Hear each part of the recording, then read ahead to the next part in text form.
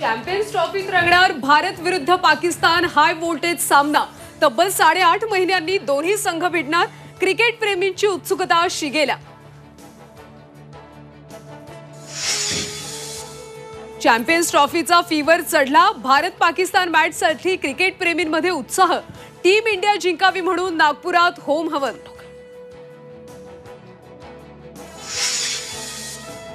कृषी मंत्री माणिकराव कोकाटेंबाबतच्या कोर्टाच्या निकालाची प्रत अद्याप विधिमंडळात मिळालीच नाही।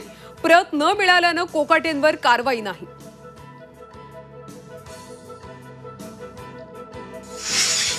कोकाटेंबाबत राहुल नार्वेकर खोटं बोलतायत। खासदार संजय राऊतांचा हल्लाबोल।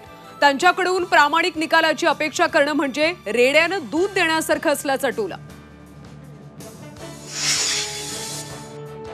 ठाकरेंच्या शिवसेनेत 2 मर्सिडीज दिल्या की 1 पद मिळायचं। शिवसेना नेत्या नीलम गोऱ्हेंचा मोठा गौप्यस्फोट। मुंबईत मराठी शाळांच्या संख्येत घट। बीएमसीच्या सर्वेक्षणात धक्कादायक माहिती उघड। 10 वर्षात 100हून अधिक मराठी शाळांचं नुकसान।